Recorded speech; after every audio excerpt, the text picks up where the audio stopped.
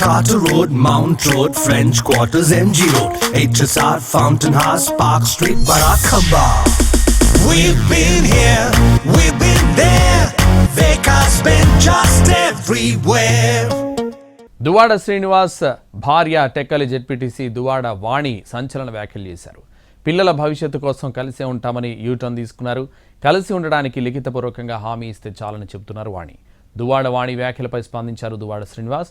వాణి రోజుకో రకం మాట్లాడుతోందని, పిల్లలను ఇంటిపైకి పంపించారని మండిపడ్డారు. కోర్టులోనే తేల్చుకుంటామని తేల్చి చెప్పారు దువ్వాడ శ్రీనివాస్.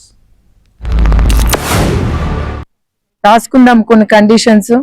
ఏంటి అంటే ఆయన నెలకి తిరిగినే ఆయనకి నచ్చినట్టు ఉన్నాయండి. ఆయన ఒకటే అంటున్నారు కదా, నేను నచ్చినట్టు ఉంటాను, నాకు నచ్చినట్టు బిహేవ్ చేస్తానండి. ఓకే, నీకు నచ్చినట్టుండు, నీకు నచ్చినట్టు బిహేవ్ చేయి, నీ పిల్లలకు చూసుకో, నీ పిల్లల రెస్పాన్సిబిలిటీ అంతా నీ పైన పెట్టుకో.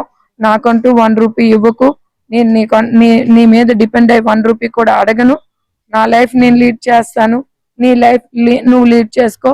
ఇద్దరము కలిపి పిల్లల కోసం ఆలోచించి, వాళ్ళ భవిష్యత్తు కోసం ఆలోచించి ఒకే ఇంట్లో ఉండి నీ లైఫ్ నీదిగా, నా లైఫ్ నాదిగా, ఇలాగా చాలా మంది కుటుంబాలు ఉన్నారు. కాబట్టి అదే దిశగా ఆలోచిస్తే ఈ సమస్యకి ఒక పరిష్కారం వస్తుంది అనేది నా ఒపీనియన్ అండి. ఇప్పుడు కొత్తగా ఏంటంటే నేను కలిసి ఉంటాను, కలిసి ఉండే పరిస్థితుల్లో నువ్వు కోర్టులకి 30 సంవత్సరాల్లో పడినటువంటి కష్టానికి ఈ 2 ఏళ్లలో ఇంటికి తాళం వేసిన తర్వాత నేను ఉన్నానా, చచ్చానా, బ్రతికేనా, నువ్వు తాళం వేసిన తర్వాత నా తల్లి దగ్గర 1 ఏడాది కాలం పాటు ఉండి నా తమ్ముడు పార్వతీశ సహకారంతో ఇల్లు నేను నిర్మాణం చేస్తే తగుదనమ్మా అని ఇక్కడ కూడా వచ్చి ఇది కూడా తాళం వేయాలని, తాళం విరగొట్టి తాళం వేయాలని నువ్వు చూస్తే నేను ఎలా బ్రతకాలి? కాబట్టి ఎట్టి పరిస్థితుల్లో కూడా వడంబడిక ద్వారా కుటుంబ పెద్దలు అందరూ చెప్పిన ప్రకారం చూస్తే 90% నాకున్న ఆస్తుల్లో నేను అన్ని స్వార్జితమే.